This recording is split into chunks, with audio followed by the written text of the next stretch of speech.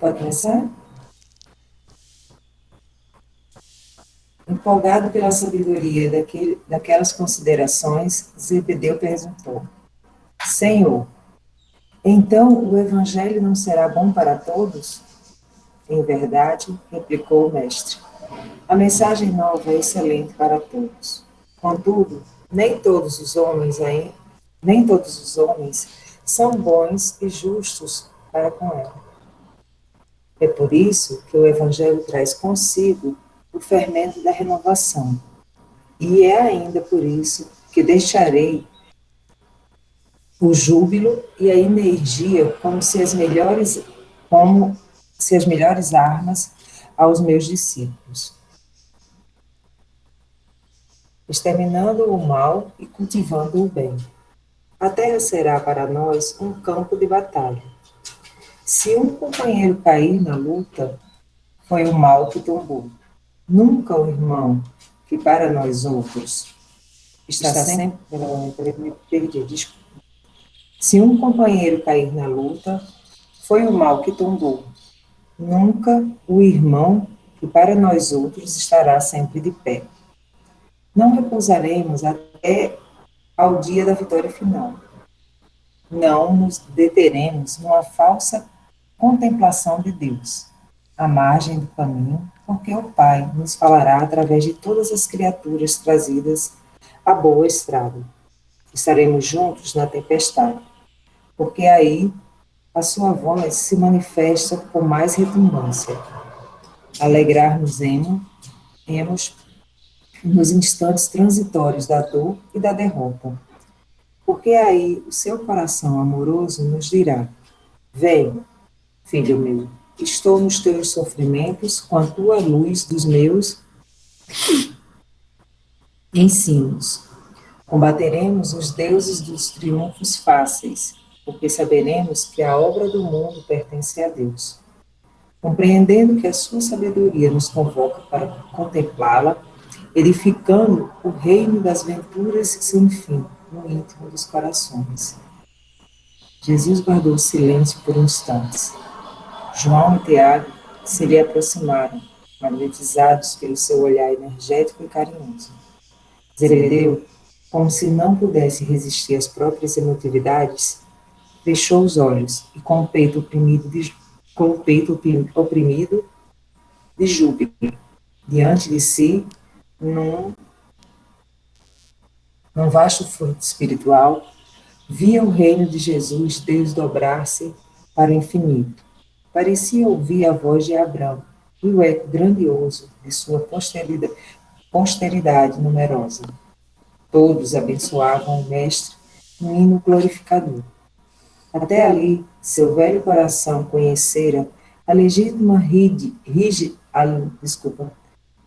seu velho coração conhecera a lei rígida e temera Jeová com a sua voz de trovão sobre as sarças de fogo.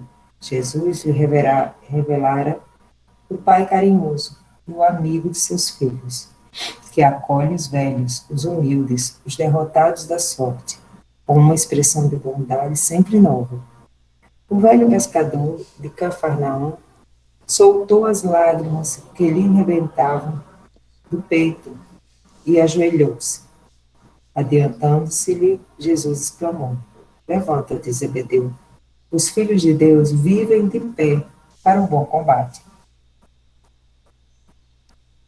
Avançando, então, dentro da pequena sala, o pai dos apóstolos tomou a destra do mestre e a umedeceu com suas lágrimas de felicidade e de reconhecimento, murmurando: Senhor, meus filhos são vossos. Jesus, atraindo-o docemente ao coração, lhe afagou os cabelos brancos, dizendo: Chora, Zebedeu, porque tuas lágrimas de hoje são formosas e benditas. Temias a Deus, agora o amo. Estavas perdido nos raciocínios humanos sobre a lei, agora tens no coração a fonte da fé viva.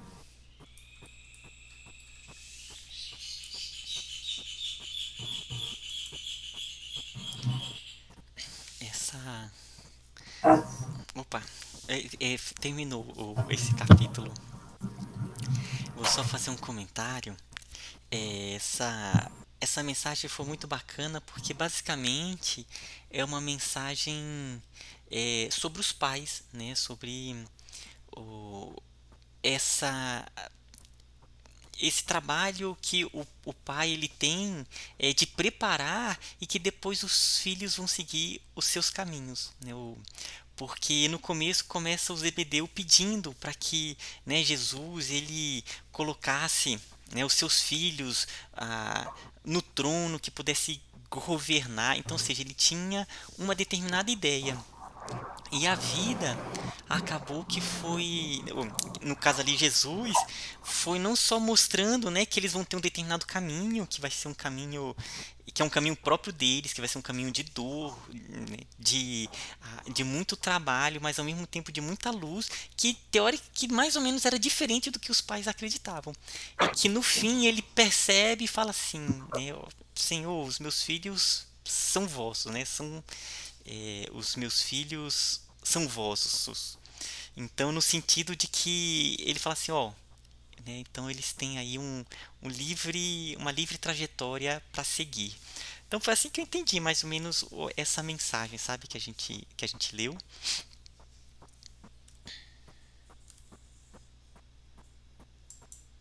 É, Vocês que são pais, né? Eu ainda não, pelo menos nessa vida, né, ainda não tive a condição de ser pai, então vocês, né, devem falar, quer dizer, falam isso com muito mais propriedade, não sei se está dentro da ideia mesmo.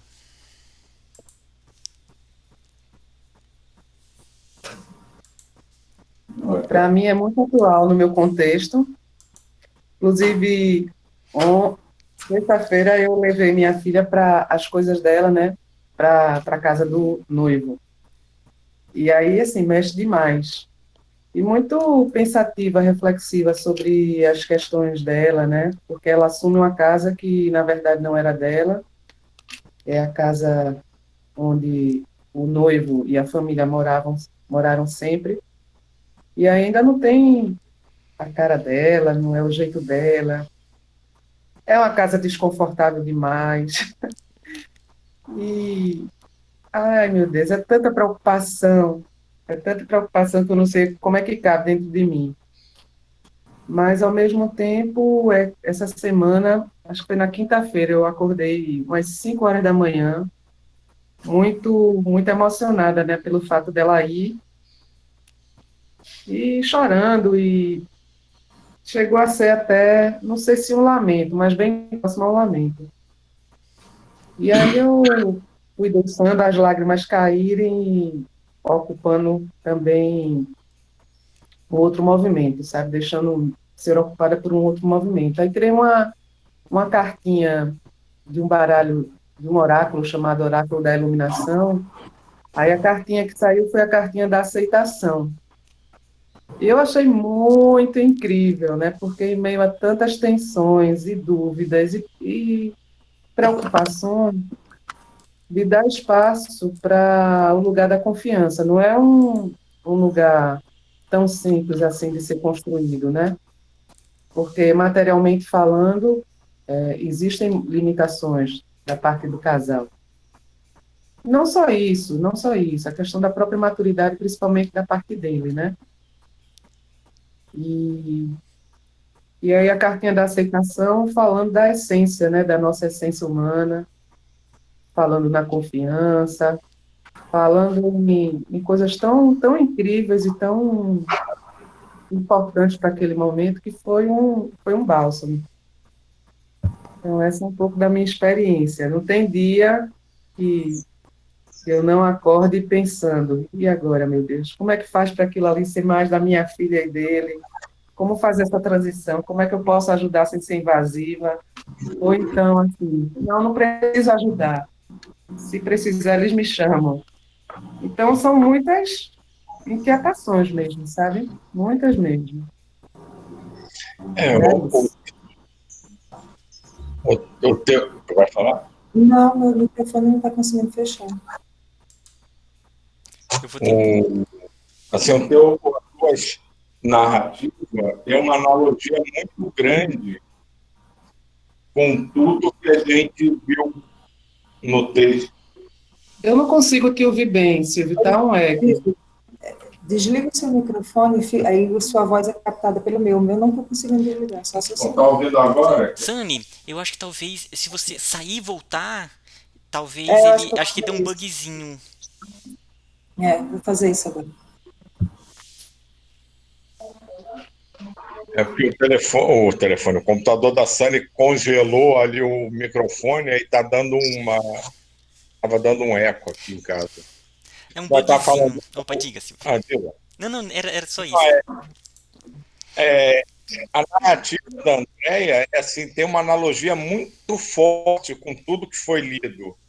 É o pai tendo aquela sensação de que ele tem que mostrar o caminho, que ele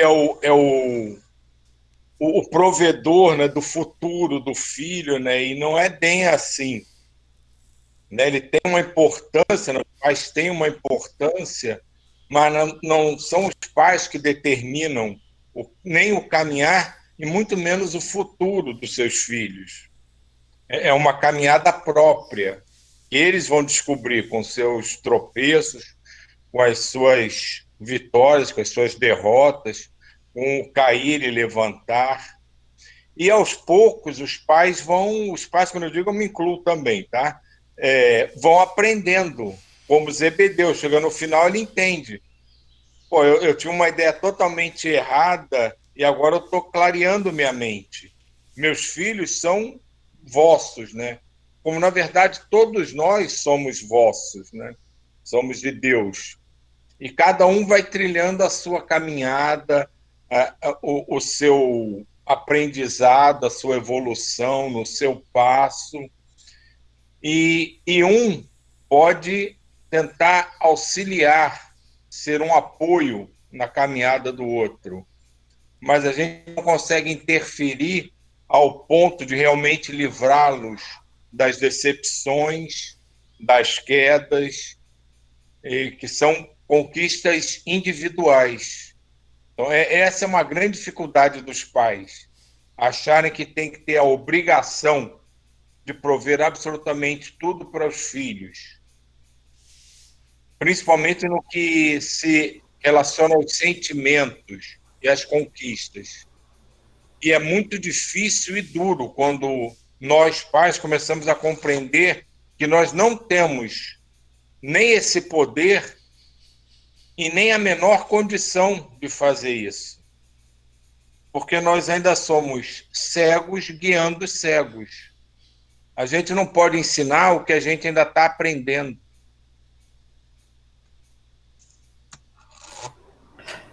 Mas não é tão simples assim, não, da gente ter essa visão.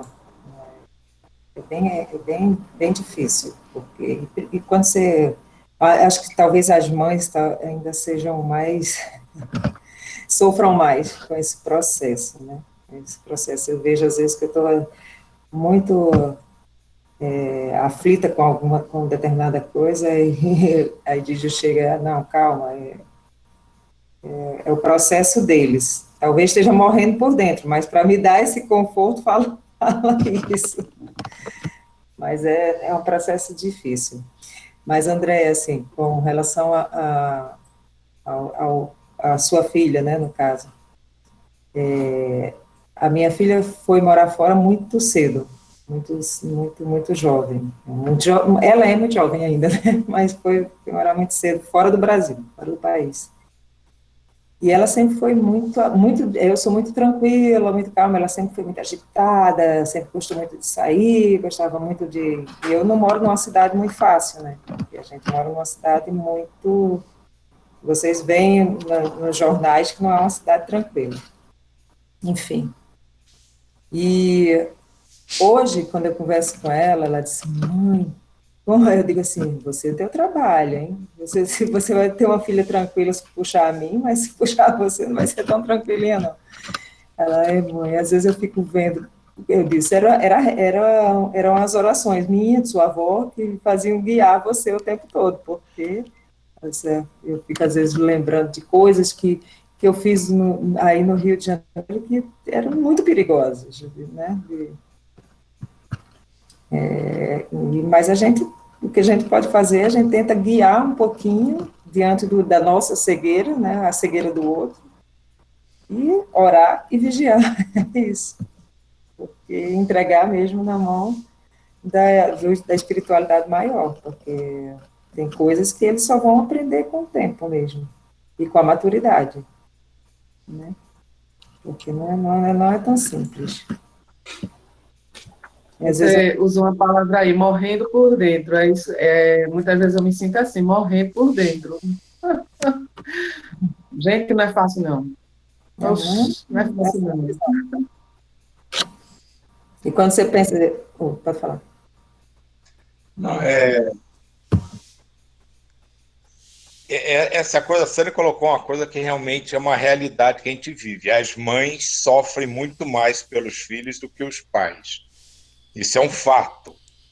Você vai perceber isso em qualquer casal que você conheça. Realmente as mães elas têm uma angústia muito maior do que os pais. E aí eu não coloco isso como nenhum demérito ou qualquer diferença evolutiva, não. Acho que é da preocupação materna mesmo. Acho que isso é inerente das mães. Tem uma preocupação de todas as formas possíveis pelo bem-estar dos seus filhos. E na natureza, se a gente observar, toda fêmea é assim. É ela que protege os filhotes. Então é uma evolução natural para o ser humano que as mães tomem mais digamos assim, esse trabalho para elas, serem as responsáveis pela proteção dos filhos acima de tudo. Mas isso é também um aprendizado, porque vocês vão trabalhando justamente esse desprendimento, essa coisa de não exigir de si o que não pode ser realizado. E nesse campo do sentimento, isso é mais importante, mais difícil. Você pode passar por situações diversas que, quando não envolvem algum ente muito querido, você não se afeta. Mas quando a mesma situação atinge um ente querido, você se desequilibra de uma maneira assustadora. E você não consegue compreender isso. É porque nós ainda estamos aprendendo a lidar com uma coisa que se chama o amor. A gente ainda transita muito mais com o amor posse do que o amor que a gente prega aqui na reunião, para qualquer um, em qualquer direção. Para a gente aplicar isso para os nossos filhos, para as nossas mães, para os nossos pais, para os nossos irmãos, é muito mais difícil, porque a gente sente o que na verdade não deveria sentir, sente um apego maior, uma ligação maior. Mas isso ainda é um processo de aprendizado que a gente está passando. Sei lá, daqui a quantas encarnações, esse amor que vocês têm pelos filhos vai ser o mesmo pelo vizinho, pelo o trocador do ônibus, pelo locutor na televisão. Então, essa será a evolução futura esperada para toda a humanidade. Mas cada um ao seu tempo. Por enquanto, o que a gente tem é um grande amor por tudo que, na verdade, nos agrada, nos faz bem. E pelos filhos, acima de tudo. Esse amor se transforma numa necessidade de protegê-lo acima de qualquer sensação. A gente quer que ele não erre, que ele sorria, que ele seja feliz, que ele não passe por nenhuma das dificuldades que a gente passou, por nenhuma das quedas, e a gente vai vendo que isso não é possível, e isso começa a angustiar, porque você começa a remeter isso para o seu interior como uma falha. Eu falhei, eu não fui um bom pai, eu não fui uma boa mãe, ela está indo por um caminho que ela vai quebrar a cara, que ele vai se machucar, e eu não consigo ensinar isso. Então, a primeira coisa que vocês têm que fazer é tirar essa angústia da possível falha de dentro do coração de vocês. Vocês não erraram, vocês não cometeram erros, vocês não falharam como mães, como seres humanos, como espíritos e aprendizado e como espíritos professores. Vocês também, nós todos, ainda estamos aprendendo, tanto quanto eles. Nessa encarnação, esses espíritos são nossos filhos, mas na passada, nós poderíamos ser os netos deles. Então, a nossa família, as pessoas mais ligadas quando encarnadas, são a nossa família espiritual, na maioria das vezes. E a gente vai caminhando junto, alternando os papéis nesse aprendizado.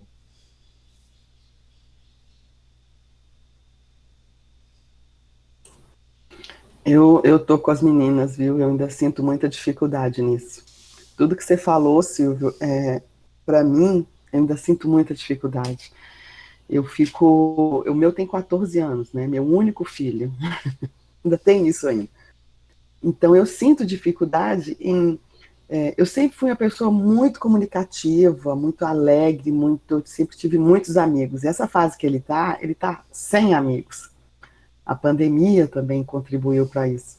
E aí eu tô com as meninas ali, gente, eu queria ajudá-lo, tomar decisões, arrumar amigos, sabe? Eu vejo aqui embaixo do meu condomínio, aí eu falo, vai lá, Guto, olha aquela menina, tá com um cachorrinho, vai lá conversar com ela, sabe? Eu fico... E ele não, ele é muito reservado, ele é muito fechado, e igual você falou, tem que ser no tempo dele, né? Mas já melhorei bastante, a gente vai aprendendo, né? Porque senão também ele fala, não, eu não quero, é a senhora que é assim, eu não sou, eu não sei o quê, e ele fala. Então, vamos aprendendo, né? O nosso mais novo... Fala.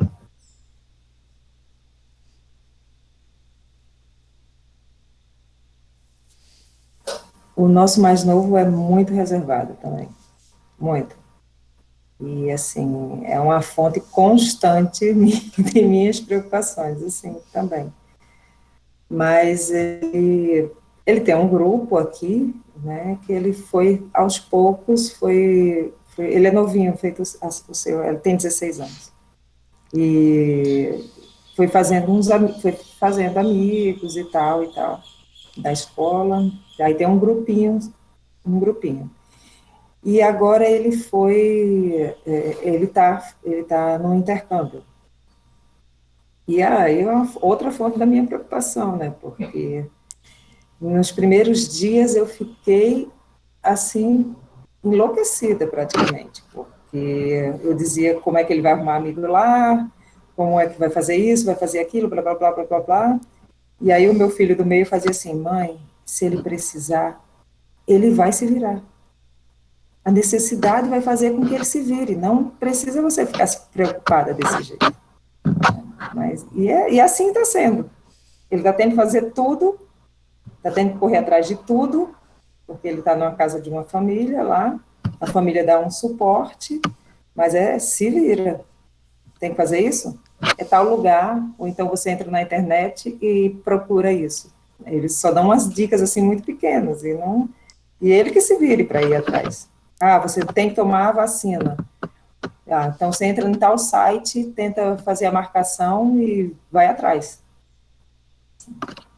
Nossa, eu não consigo me ver assim, Sânia. Eu não consigo me ver ainda deixando ele... Ele vai viajar agora com o pai, né? Porque eu vou ter que ficar por conta da minha mãe. E eles vão para o Rio Grande do Sul. Foram ano passado. Gente, mas a minha preocupação não é nem com o pai, não. É com ele, sabe? E eu fico muito preocupada, muito. Porque o pai já vai deixando, né? Ele já tá grande, ele já é um rapaz. Eu falei, ele tinha 14 anos. Acabou de fazer, né? Fez semana passada. Não, mas o pai... Agora eu falto morrer. Fico assim, noite sem dormir mesmo, igual você. Não, eu assim, vou contar um fato que aconteceu lá. Ele me liga, eu falei com ele e ele disse assim, não, hoje eu vim andando da escola, porque o sistema de metrô não estava funcionando. e também porque o shopping fechou, não sei o quê. Aí eu olhei para ele e disse assim, e o que que aconteceu? Sei lá, mãe, o que que aconteceu? Eu disse assim, meu filho, aqui se fecha uma estação de metrô, ou teve um tiroteio, ou teve não sei o quê, ou teve não sei o que mais. As pessoas têm que se informar. Eu não estou no Brasil, mãe, não é Rio de Janeiro, não, bababá. Eu disse, mas você precisa se informar do que está acontecendo ao seu redor, não é possível isso. E aí ele foi, 5 minutos depois ele disse assim, mãe, teve parecia que tinha uma tentativa de bomba no shopping, não sei o que lá, está vendo? Era tudo, tinha sido falso, mas teve bombeiro, teve polícia, teve não sei o que, fecharam a estação, bababá, a pessoa e ele lá na maior tranquilidade, eu, meu Deus do céu, é isso. E a gente vai aprender. Aí eu fico às vezes falando, eu, eu queria dar um mínimo assim, vamos, como é que a gente faz para plantar um pouquinho do que a gente conhece na cabeça deles, mas não tem, é o processo deles, cada um vai ter o seu processo da sua forma, né? É isso. Eu vejo que nossas falas são falas que vêm, não é do coração, não, viu? Elas vêm lá de dentro dos nossos úteros. É muito mais forte. É a fala que vem do germinar, sabe? E são conexões muito fortes, né? Vai repercutindo ali no. Nossa, gente, hoje foi tão. Ainda bem que foi curtinha, né? No finalzinho, porque. Nossa, Foi bem foi muito profundo. rico, foi. Interessante que o Silvio já começou com a música do coração, algo bem nessa pegada mesmo, como foi hoje. Vamos fazer então. Então vamos lá.